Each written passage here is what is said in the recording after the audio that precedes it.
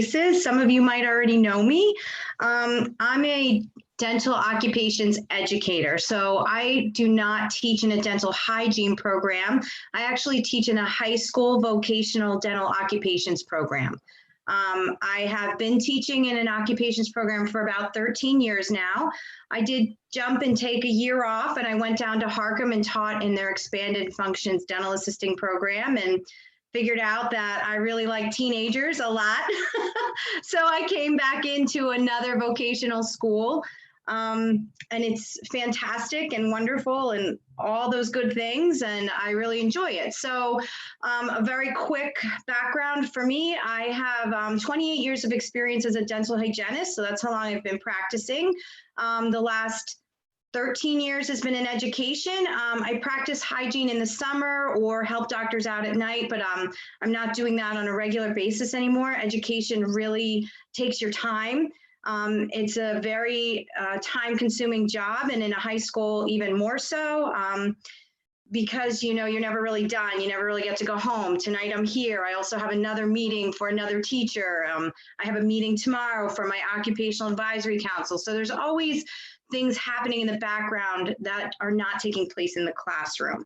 But I have my associates is from Northampton. I have a bachelor's from Wichita State in dental hygiene education, and I'm finishing a master's this year at Youngstown in Masters of Education, because kind of that's where I'm going. That's where my passion is, and I want to work in CTE till I retire and kind of help CTE teachers, incorporate all those important things in education for their students when they come into a career in technical school. So CTE is definitely my passion, and that's what I kind of do every day.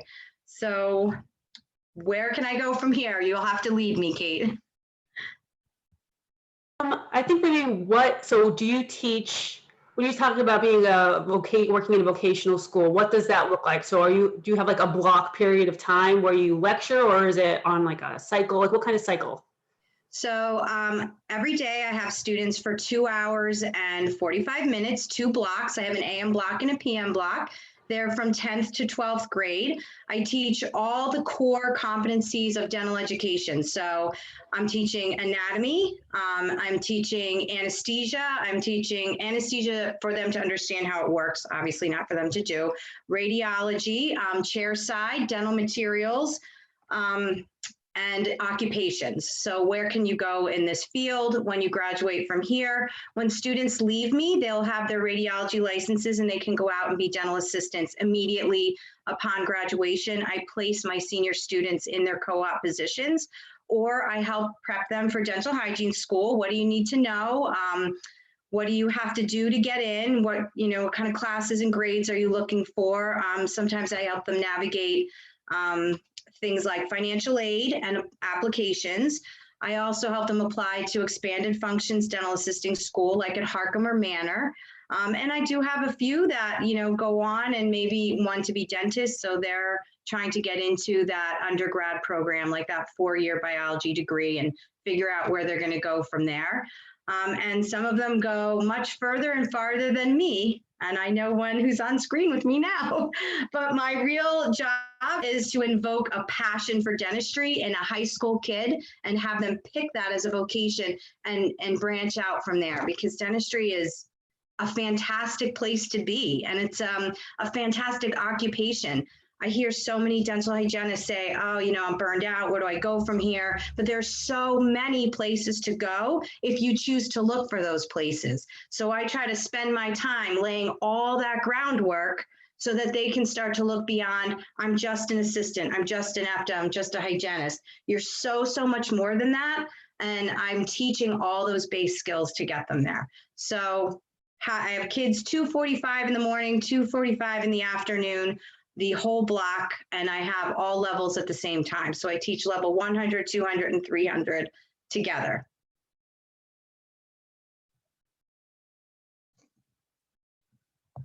I think one more question is, when you started in this position, what was your level of education?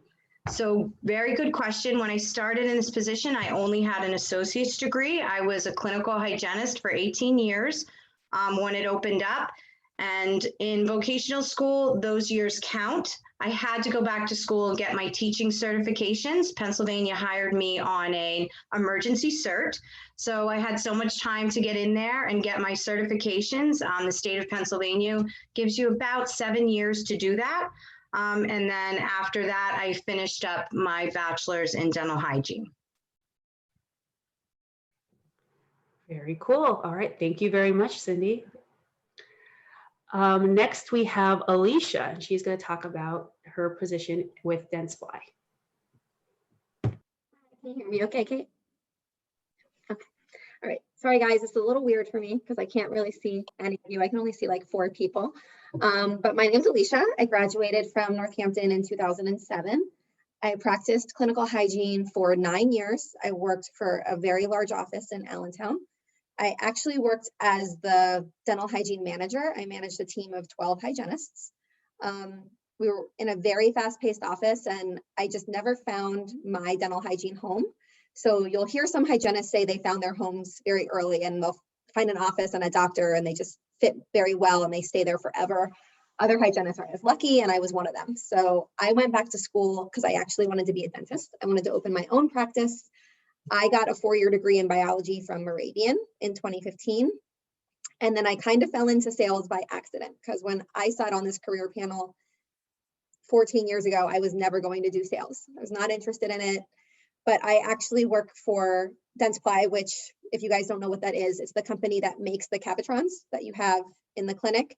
We also make the PureVac HVEs with the mirror suction, the Cavitron inserts. And I specialize in hygiene and infection prevention.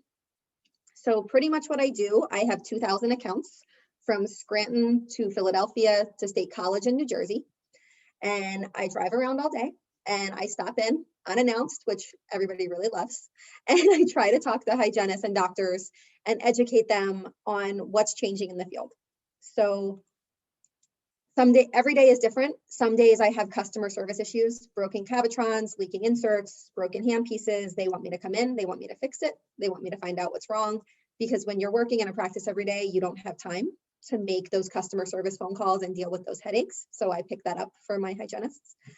Other days I have like 3 lunch and learns I have to do. So I have to meet an office for breakfast, and they want CE credits, 1 for lunch, and then 1 after they close at 6 p.m. I sponsor continuing education events often. So we bring speakers in that offer CE credits to, your clinical instructors. We obviously support those events with students, with hygienists. We support product, and we focus very heavily on education. I do really like being in sales. I have a lot of freedom. I have a really great work-life balance. I do not have to do a 40-hour work week. But I do have sales quotas that I have to hit. So if I don't hit them, I don't get paid. So you kind of have to pick and choose. Do you want to make money? Do you want to take some time off? But you do have that freedom, and you have that luxury of not being on a 45-hour rotation day after day. I love being a hygienist. I still do clinical hygiene. I help my friends out when I can. Sales is really busy, so I only do it a handful of times a year, but I will definitely always keep an active hygiene license. I will always work clinically. That's pretty much it. With your position, do you feel that do they want someone specifically with a bachelor's degree? I know that's a question a lot of our students have. You have to have a bachelor's degree to do any type of sales for any company right now. Thank you. All right. Thank you, Alicia. We'll just sit tight and see if any questions kind of filter in to me or to Karen or into the chat. And next we'll go to Lane, who is our PhD HP. Hi. Let's see. When I graduated, again, from Northampton Community College, we were able to practice clinical dentistry, clinical hygiene without our dentist on the premises. He didn't even have to be in the country. We also got certificates in anesthesia. Shortly after I graduated, I got that at Temple. And then both those things were quickly disappeared for us in Pennsylvania. So I really looked forward to those 2 licenses when they came. And like probably most hygienists, most of my fellow hygienists, we got both of them right away. The PHDHP allows you to practice in several different settings. And I think initially most of us got that just because we could get that license. Not, sure if we wanted to practice that way, but it took me about 4 more months of thinking about it, talking about it, and I decided I definitely wanted to start my own business. And I chose going into long-term care facilities, or they're sometimes called continuing care residential centers, where retired people kind of work through the system, and as long as they live. So my clients are geriatric clients. To get that license, you need 3,600 hours working with a dentist who will write you a recommendation. You have to purchase malpractice insurance, and then you apply for the license. I don't think that's changed since it started. You pay a fee for it, and then it usually goes through. So there's not a lot needed. I already had like 35 years experience when the license became available. So that certainly helped deciding to start my own business and go the way of not working under supervision at all.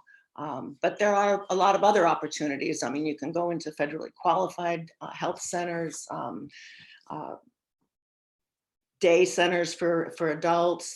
There's at least 10, 11 different sites now that you can look into practicing. And sometimes owning your own business isn't for everyone. You do a lot of schlepping. It's heavy equipment that you're taking in. You're sometimes setting up in a hair salon.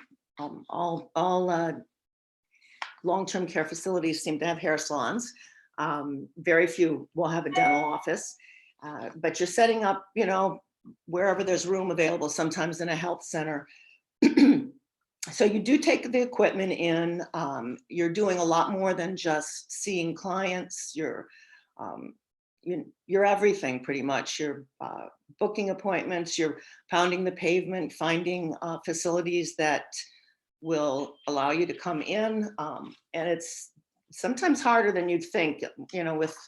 With the connection, dental health and body health, you'd think everybody would want us immediately, but that's not true. You have to spend a lot of time educating the people in the facility that they need you.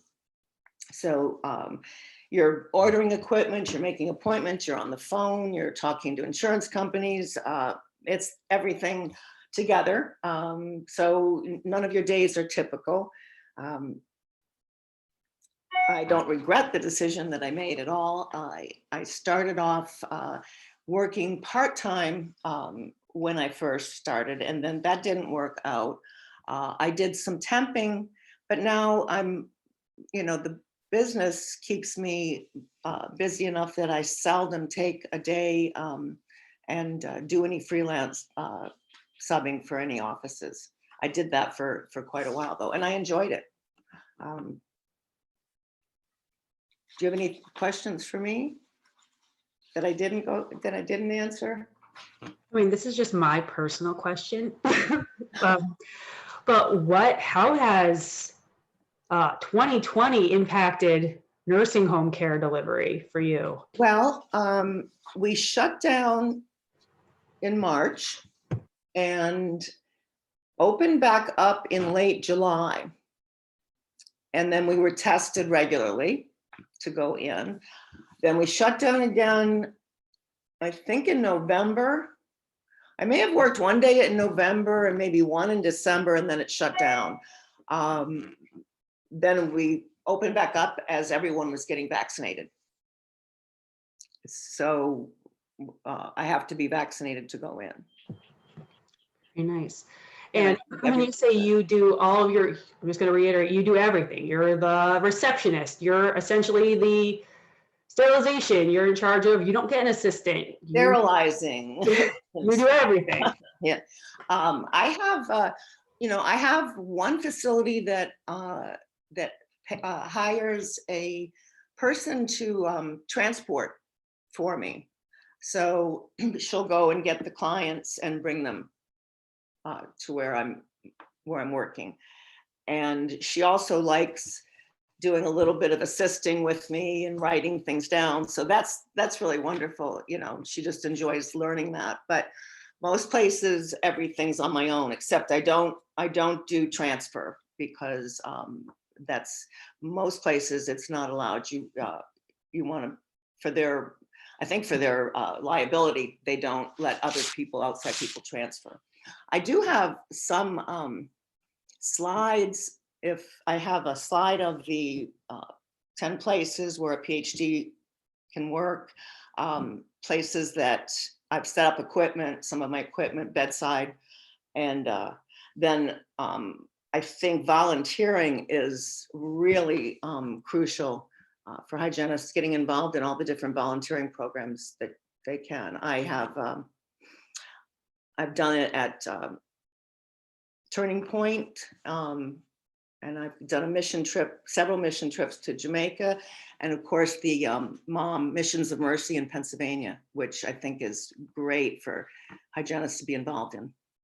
And it probably your students already do that, I would imagine. But I do have some slides for that if you want me to do the screen share. If you want to, the floor is still yours. We're running a little bit ahead, so Okay, go ahead. I'll do that. Let's see. I don't see my screen now, so maybe I can't. If you hover down near the bottom of your view, there should be a pop-up bar that should say share screen. It will say leave. Yeah, I did that, but it's not. Let me just get out of there. Let me just see if it's still on my screen. Sorry.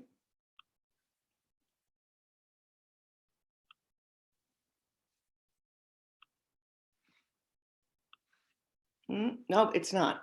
So let's see.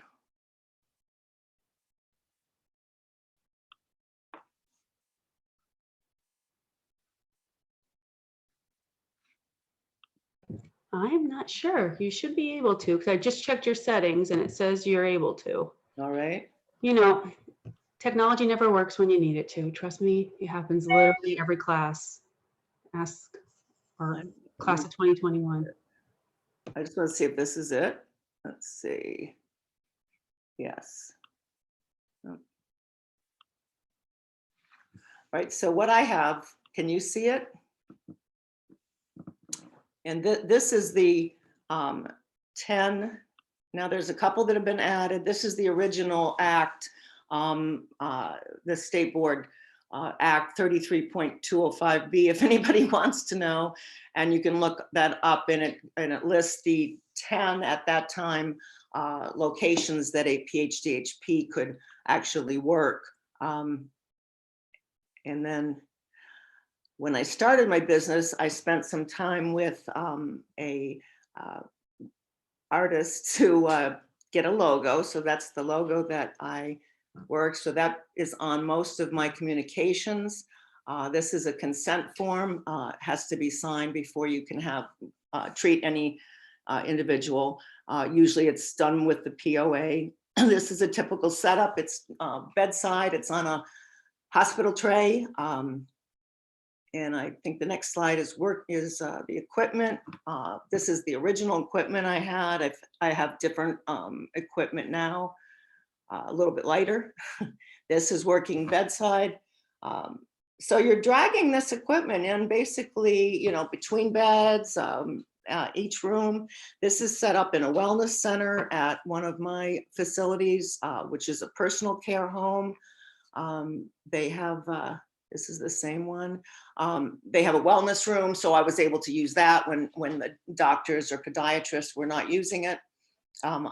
This is a boardroom in a basement, very awkward. So I have a table as my case where I brought my equipment in.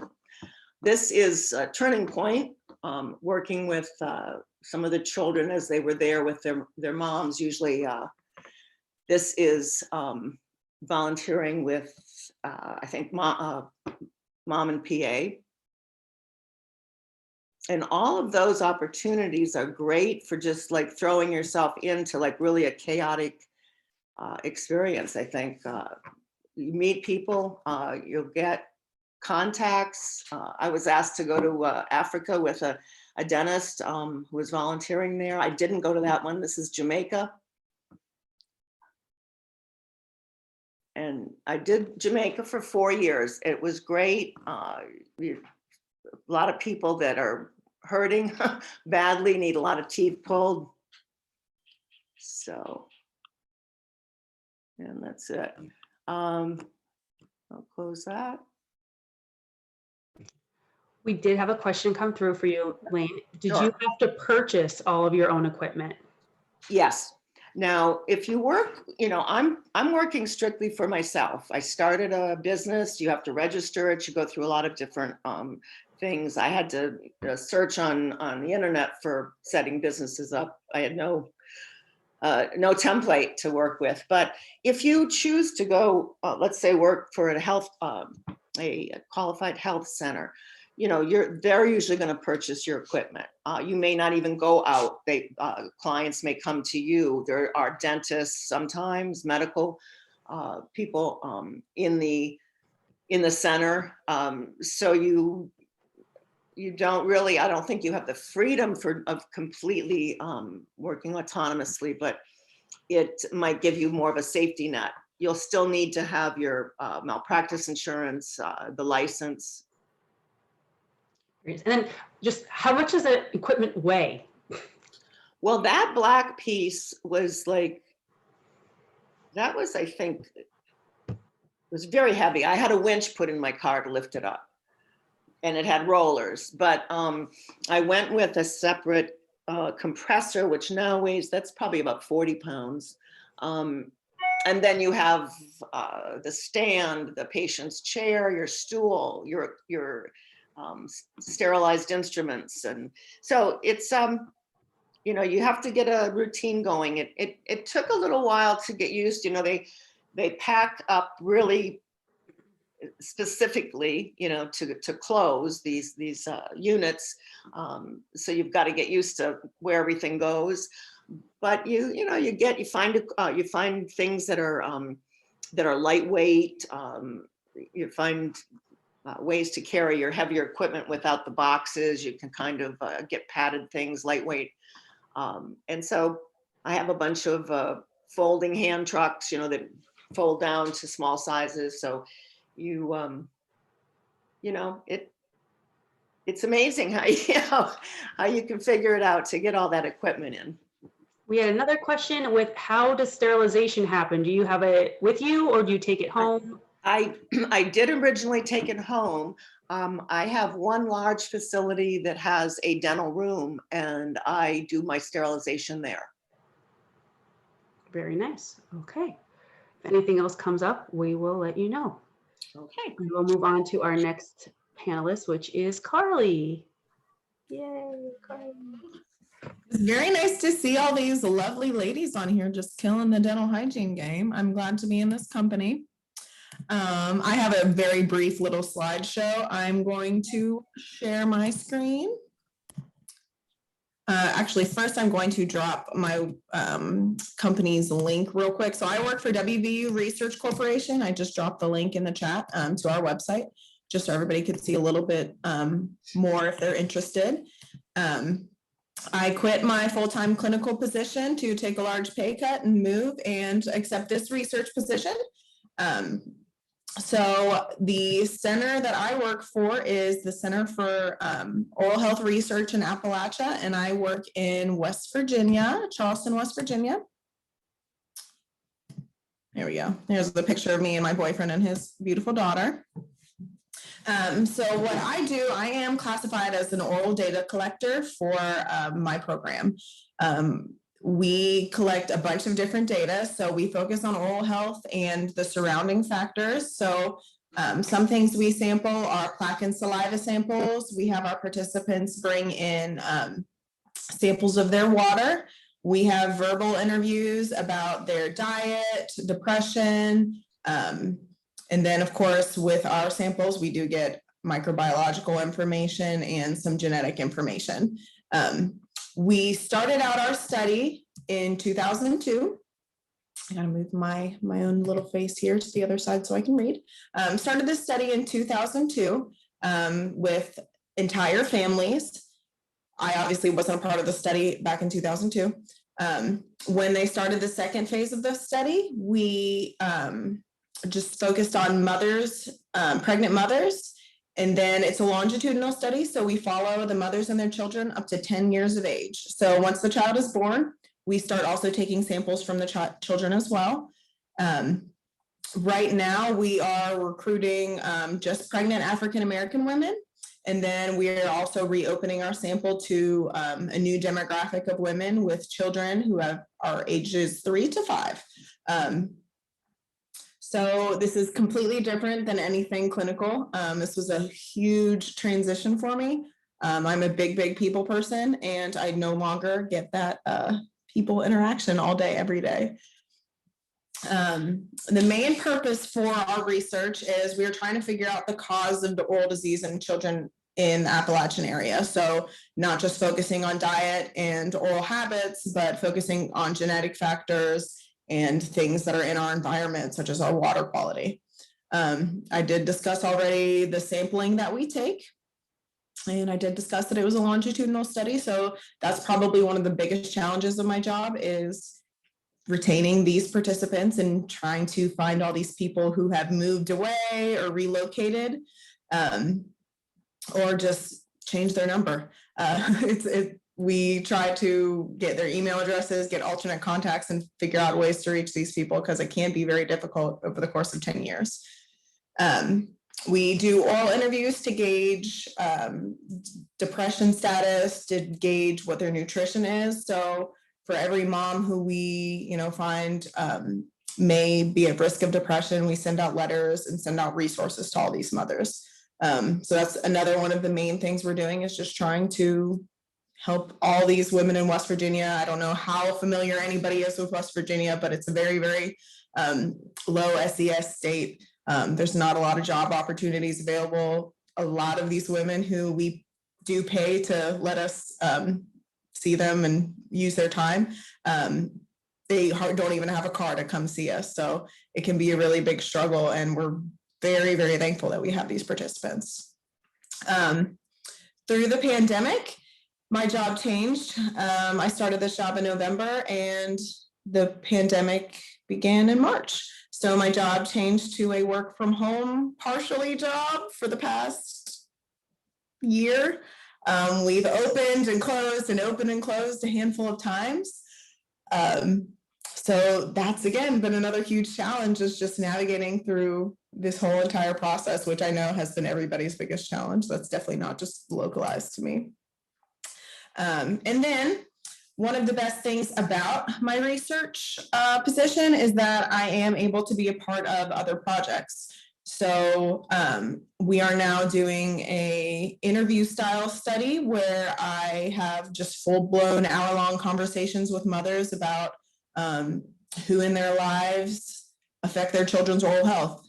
That conversation generates tears a lot of the time. Sometimes there's a lot of emotion. But we're really just trying to find the root source of problems and mainly how to fix them and try to help these mothers. And that's all for my screen sharing. I did, fill out some of the questions that Kate, you had sent. So I have some answers for that. I don't know if you had any in particular. I see there's one on the screen. We do, it says, does your organization help people get free dental care? So we don't perform profees or anything like that at my facility, but we do volunteer, of course, around our area, but at our appointments, we do dental screenings. So we do have a list of referrals that we give out if we do see anything suspicious on any of those dental screenings. I mean, I'm a little biased because I teach community, but like I want to hear you rapid fire through those questions like nobody's business. So let's do it. I can see what ones I have. Let me see if I can find ones that are more public health related. You totally have time. So if it's like if you have an answer prepared, like Oh, girl, I'll give you the rest of the hour, Carly. Talk as long as you want about my class and talk about how important it is. A typical day is very atypical for me. As of now, I work from home. We are reopening in April, so my flexible schedule is going away, but that has been a really great part of my life. With this new position, I now teach clinically 1 day a week, and I get to work clinically 1 day a week. So that's been the best part. I don't think all research positions are this flexible, unfortunately, but I am one of the very fortunate ones. I did not need additional schooling. This job did not require a bachelor's. I'm sure they would have preferred it, but it wasn't something that was required when I applied.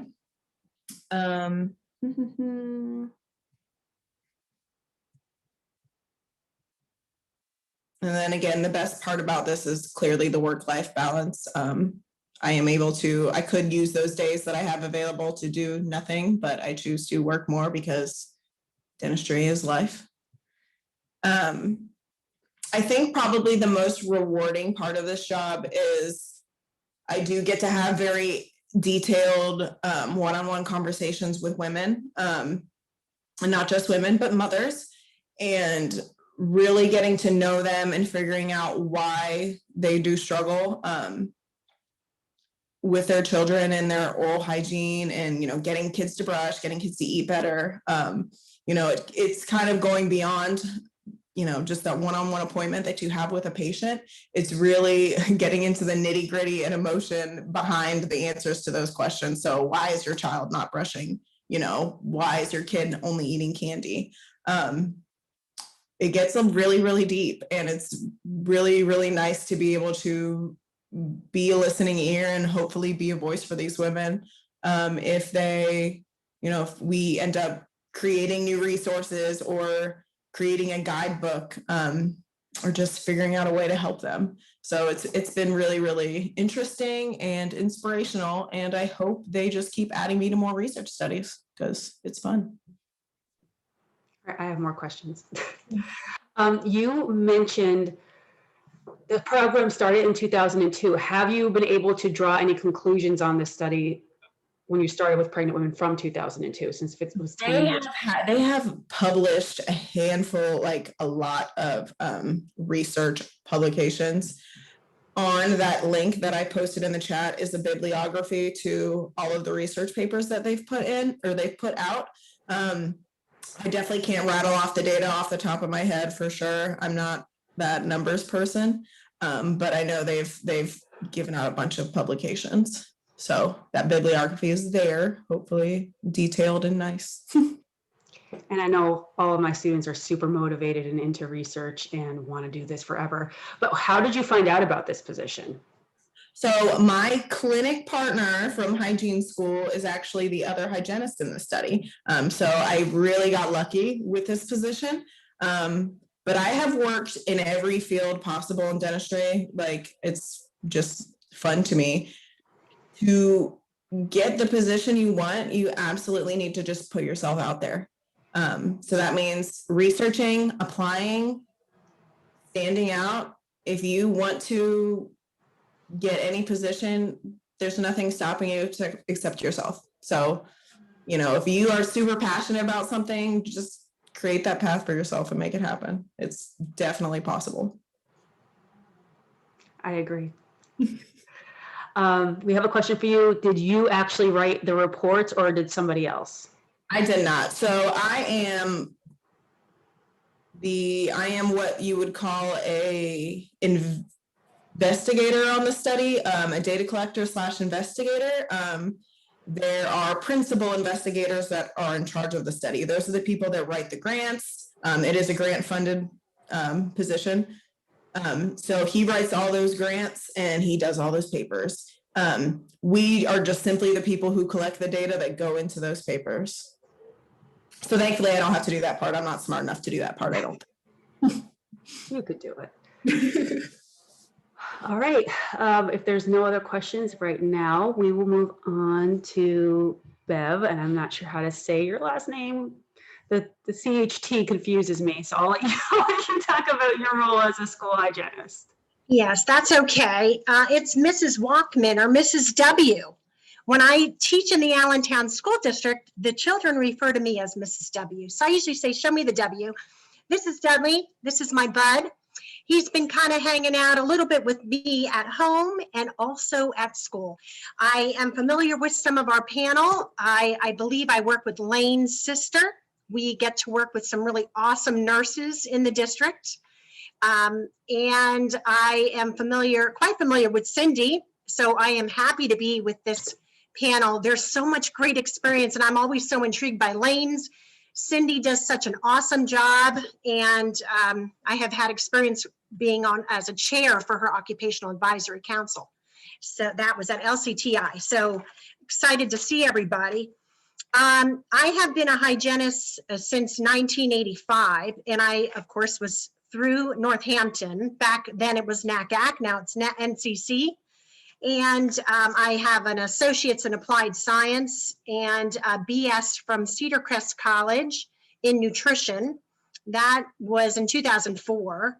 In between there, I was lucky enough to get a dietetic internship and become a registered dietitian. Snuck that in there. So I like to say I take the road less traveled. I also was working in clinical dietetics. I was still working in private practice. I've done a lot of neat types of practice as a dental hygienist. I've worked in general practice, an awesome cosmetic practice. I've worked in some perio.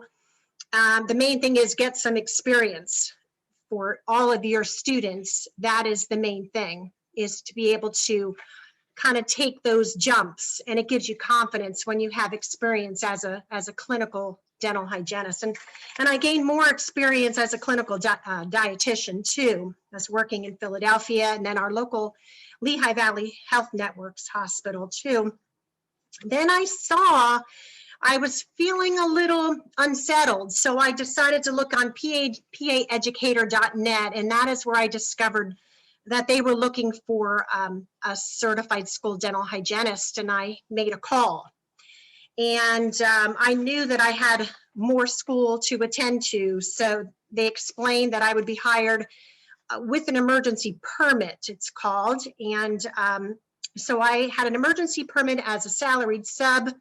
Then I moved on and I got a level 1 certification as an education specialist. I attended 2 other schools just to get that. There was a moratorium on programs for certified school dental hygienists at that point. So we had to come up with a plan through the Pennsylvania Department of Education.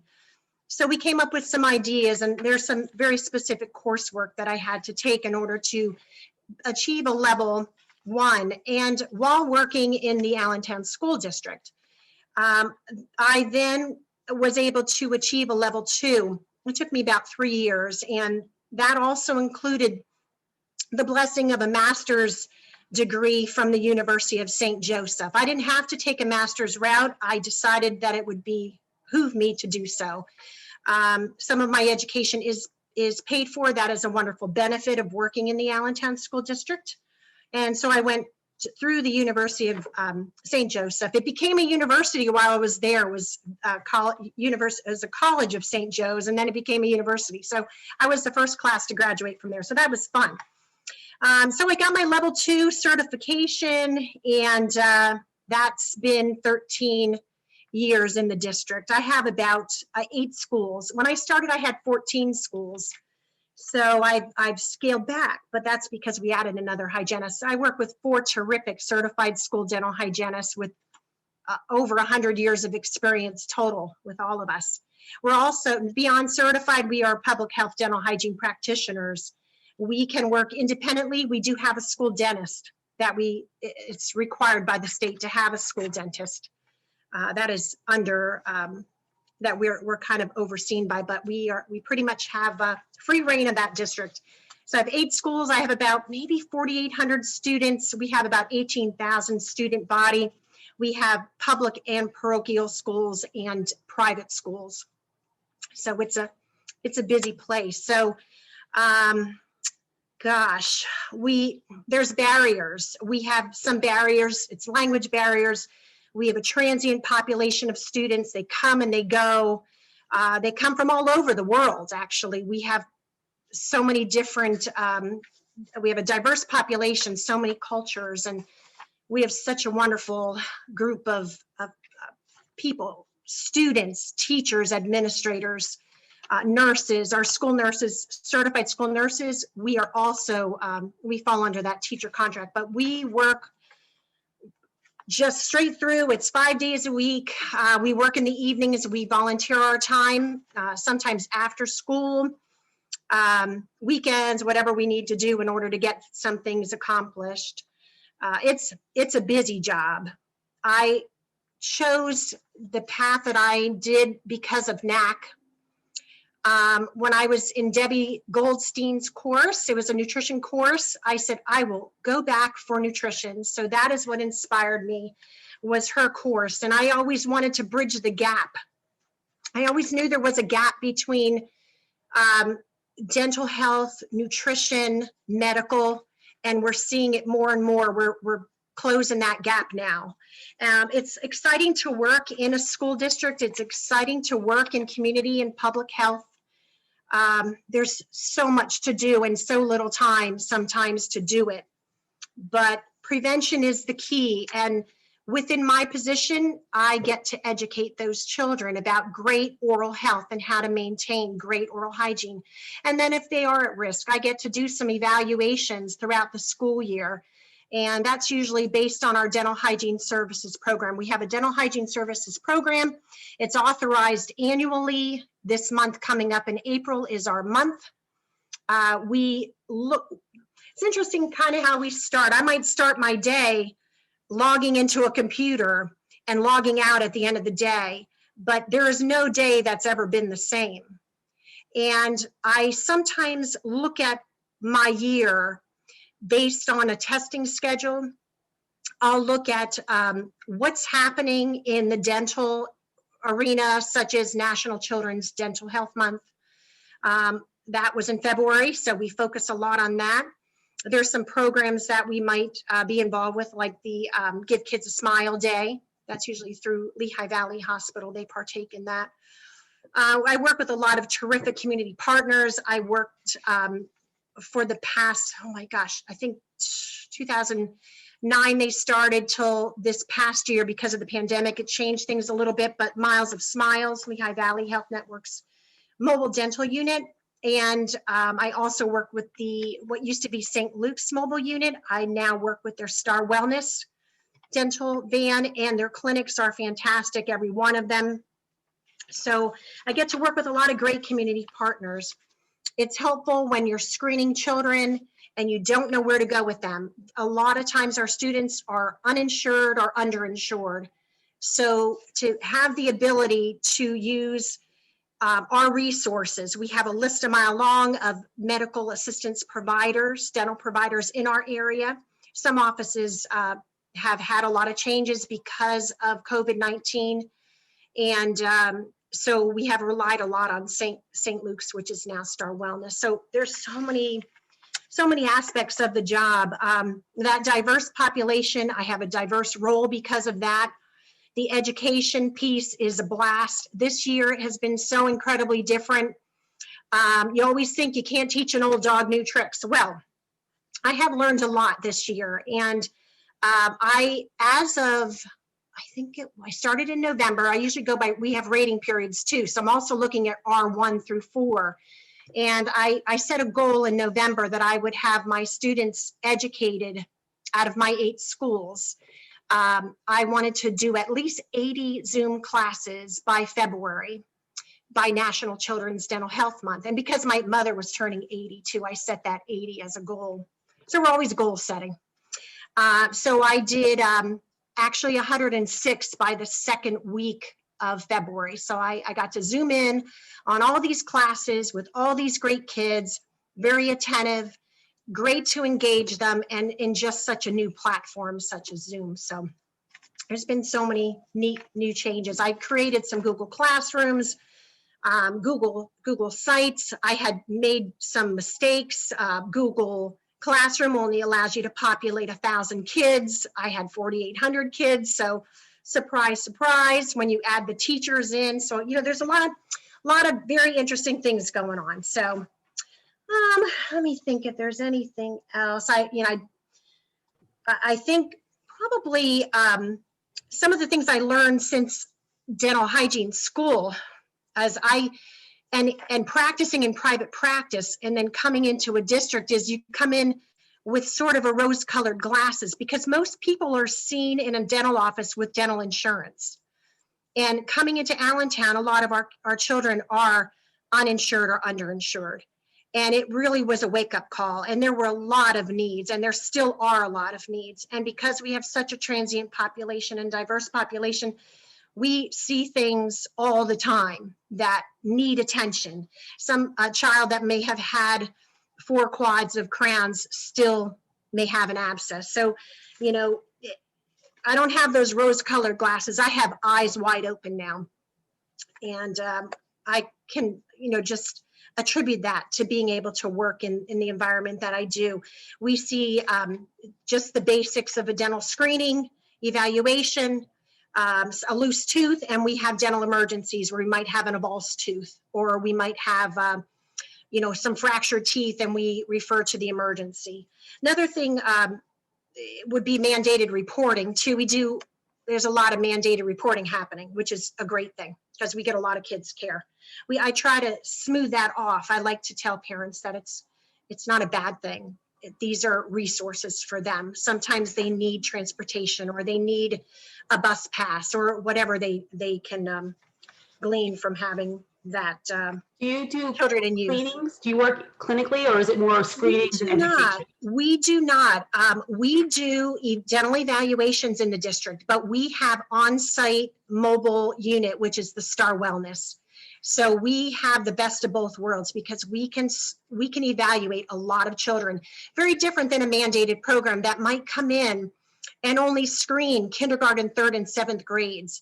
When you have a dental hygiene services program, such as what we have, you can kind of cater to what you see that community needs. So we base it on what do we see? Like, so is it only kindergarten that we want to see? No, we want to see any new student.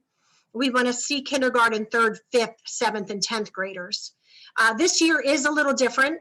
We are anticipating return. Hopefully we will return this year. Because of the COVID, we have been completely virtual in Allentown, and that is safety first, health and safety first. It was their priority. And because of the population that we do have and because of the transiency, I think it's, you know, it's been an okay thing. It's not been easy for anybody. So we do a lot of communication with families via email, phone calls, Dojo, Blooms. There's a lot of platforms that it has opened up a whole new world of communication for us. Very nice. All right, we're going to move on to the next and last panelist, which is Miss Carolyn Wall, and we'll take some questions at the end. So Carolyn, if you want to take the floor. I'll just take my square, thank you. Good evening, everybody. Wow, what a nice panel you have assembled. Kate, you did a really good job. I've learned things, and I've been a hygienist for 41 years. I'm a proud 1979 graduate of Northampton County Area Community College, as it was called, NACAC. I didn't ever think I would leave my clinical role as a hygienist. And my journey is a long one. It really didn't start until I was in practice for 18 years. And I'll be very honest with you. I come from wet finger dentistry, which used to freak my students right out. Bare hands and mouths. We would get blood on charts and just kind of wipe it off. But we went gloved, I think in 1981 or 82. And my gloves were too tight because, you know, bare fingered, you could have that tactile sense. And we were like, oh, this is just awful. We have to wear gloves. So we got them as tight as we could. I had tendonitis in my wrists. And I thought, this is it. So I packed up and I moved to Maryland because there was no online class then. And I went back to school for my bachelor's in dental hygiene. And I temped in different offices and different settings for 4 years. And one of the godsends for me was the office that didn't have extra small gloves, only had medium. My gloves are too tight. So I'm just going to give you all a little piece of advice. If your wrists are bothering you, your gloves are probably too tight. So, and that's just one.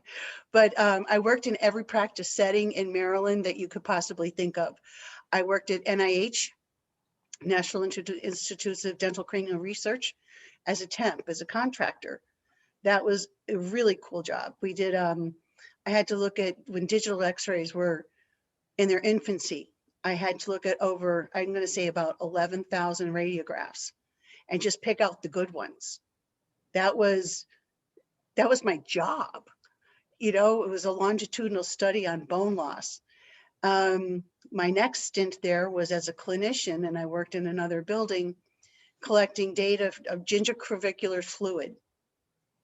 That was a study in patience because the dentist didn't have good hands and she kept bending the little filters. I worked at Johns Hopkins as a contractor. Very cool. People who lived in boxes and people who were the president of the hospital. So I ran the gamut of socioeconomic status. I worked in private practice for 18 years in Scranton, where I'm from, and I was 11 years in private practice in Baltimore. But Baltimore also brought me part-time dental hygiene instructor at the Community College of Baltimore County. And that's where I also became involved in the Dental Hygienists Association. Amongst other things, I'm past president of the Maryland Dental Hygienists Association, and I'm currently your government relations chair for Pennsylvania Dental Hygienists Association. I have a bachelor's degree. I also hold a PhD HP. And I'm telling you all of this because my journey was not linear. My journey was a chart. It was a graph with ups and a graph with downs. So from my job in Maryland, I wound up being the only or the first mobile dental hygienist in nursing homes. I worked for a company called Health Drive. I had to get my own equipment pretty much. They sent me instruments that they were re-tipped. They were not good. They were not good. I wound up ordering some of my own. But I had an autoclave in my living room. I had all of my sterilization equipment with me. I did not have, we were not allowed to use any kind of rotary instrument by law, because in Maryland, they figured we might fill something by mistake, or maybe we'd fix a cavity or something like that. So it was all toothbrush prophies and hand scaling. And I treated some people who had never, ever had their teeth cleaned, ever, never had a prophylaxis in their life. It was fascinating. There were some people with hardly any deposits, and there were some people who looked like they melted a candle in there. It was awesome. And unfortunately for me, I sustained a neck injury, but we're good. Lots of chiropractic, some physical therapy, and I moved back to Scranton, where I met Mrs. Carol Lunis at Fortis Institute, because then I became a dental hygiene instructor at Fortis Institute. So all of this wraps up to now, how did I wind up in Media, Pennsylvania? Connections through my Dental Hygienists Association, connections through Pennsylvania Coalition of Oral Health, and connections I made through Fortis Institute.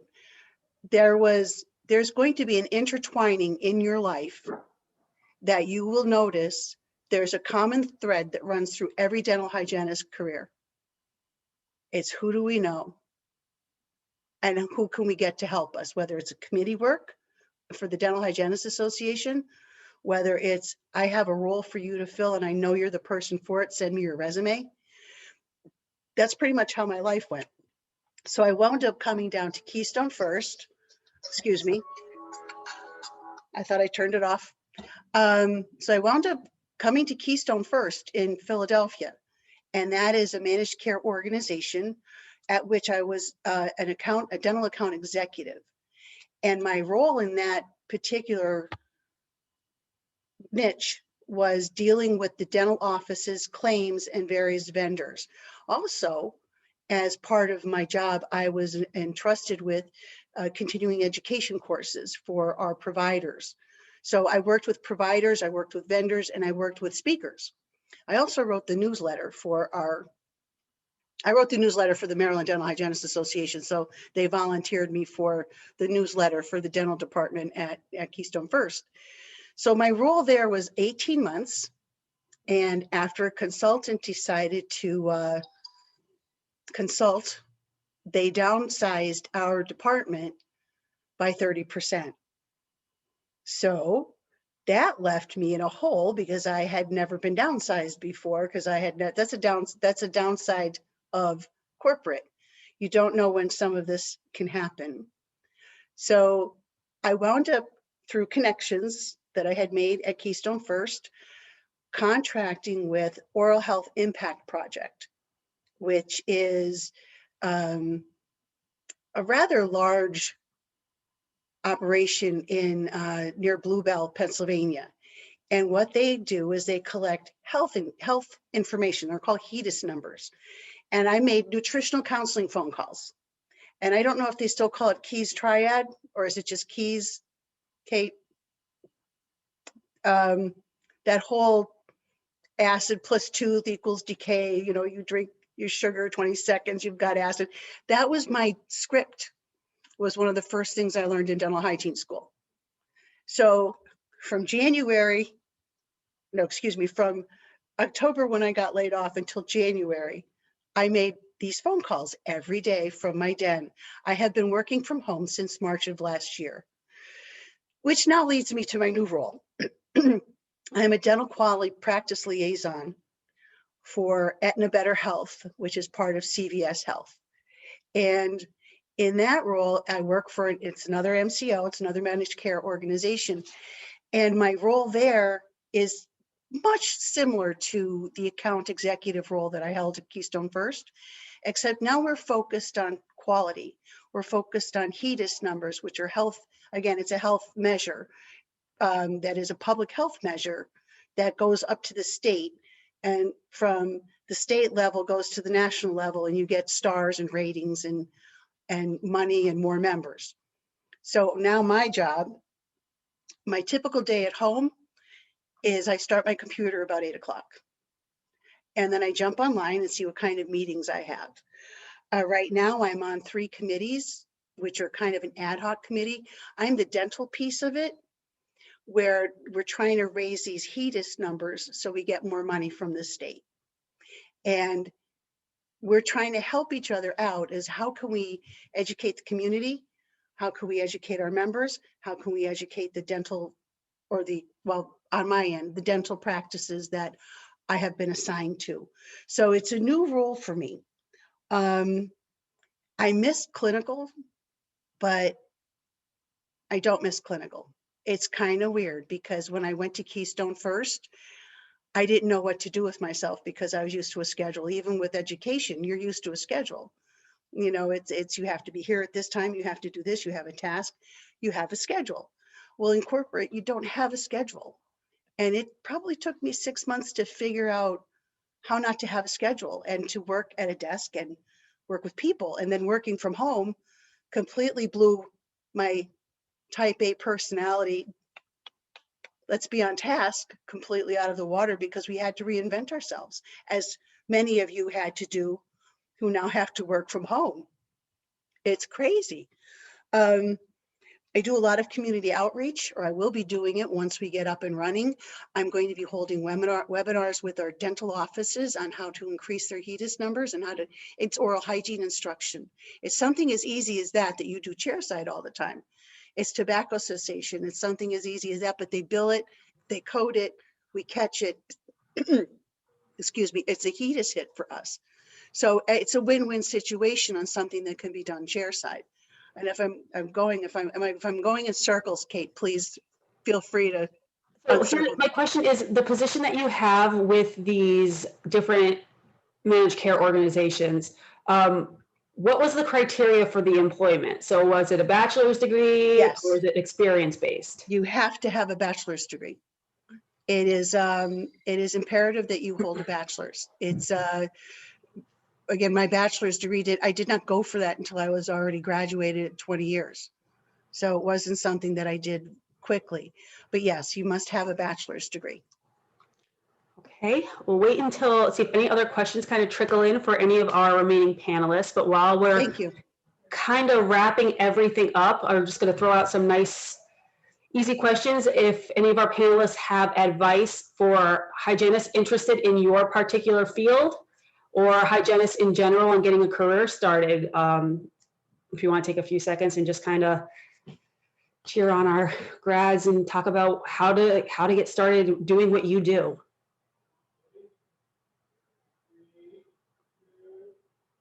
No. I don't know if you could hear my husband throwing my daughter around downstairs. I can certainly interject. Get your degree completed by Northampton, and strive for more. Look beyond. There's way more out there than just our little bubble when we complete our studies. So definitely getting furthering your education, but getting that clinical piece, getting in those offices and getting as much experience as you can is super important.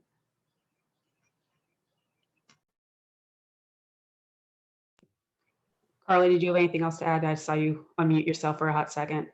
I was just going to say too, if you are, I think everybody really needs to have clinical experience. I don't think you can do any of these jobs without at least doing that for part-time, some of the time, whatever.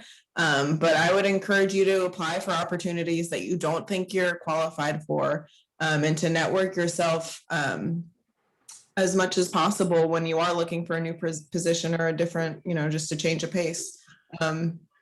Every single job I've gotten has been not because I, have every credential in the world, but because I trusted my own education and my own knowledge and my own demeanor just to make it happen. So you got to try. You're right, because looking at the role that I'm in now, I don't know half of what I'm doing because it's not something I've ever done. And even the previous role, I had absolutely no dealing with insurance. So be patient if you go into a role that you don't understand. Be patient. It's dental hygiene school all over again. Sometimes you are learning a new language, so you need to be patient with yourself and don't give up. Go for your bachelor's, don't give up. And honestly, one of the biggest boosts for me was becoming involved in the Dental Hygienists Association. For me, leadership gave me the confidence to go and not just think of myself as only a clinician. So, just something else to think about. And leadership path can push you out there. So thank you. Thanks, Kate. Yeah. If there's any questions that you guys might have for any of our panelists remaining, if not, I think we can kind of close. And it looks like Miss Lane has something to add. I just was wondering, is it difficult for new graduates to find work in the Lehigh Valley? So I think it was moderately difficult, but currently it has turned into a hygienist market right now. So there's a lot of availability at the moment for clinical hygiene everywhere. On a temporary basis, or because I know personally, I know a lot of hygienists that retired early because of COVID, because of the existing conditions and things. Yep. So there's a lot of openings right now. And a lot of it does have to do with that early retirement, fear, exposure type of thing. It wasn't difficult when I graduated back in the mid 70s. It was wide open. It's a very great time to be graduating. It's a very exciting time with a lot of opportunity for everybody. But I want to expand everybody's thought process. There's more out there. And just to reiterate what I think the common thread that all of our panelists have said is like, don't be afraid to be a real person and put yourself out there. And if people don't like you, like, no one's going to like you all the time. Like, I think I could be pretty blunt and say, like, well, think about how I conduct myself in a classroom and how I talk now. Just be you. And if people don't like it, that's okay. And if you have any questions or you need to follow up with any of our panelists, can gladly put you in contact with them. And we'll take this time just to thank them so much for this hour and 9 minutes of their time. It was so great to actually have this come to fruition. I think that it was really insightful for our students, and they're all kind of saying thank you. And I think that's it for tonight. So thank you very much. I don't know if Mrs. Blows has anything to add. She's saying. Not really. I think, Kate, you summed it up really nicely. And just for our students to remember that you have career services for life as an NCC alum. So once you're out there, if you ever need any help, please be in touch with us, come back, email us, get in touch in any way you can. And I know that our panelists are saying you can reach out to them. I know I found some of these panelists on LinkedIn. So if you don't have a LinkedIn profile, sign up for LinkedIn because it really is a good networking tool. But thank you, everybody. Thank you. I think I'm going to ask our students to unmute for a hot second and verbally say thank you so they could actually hear that there's somebody behind your black boxes. Thank you. Thank you. Thank you. Thank you. Thank you. Bye, everybody. Thank you very much for attending. Bye. Thank you, panelists. I'm indebted forever.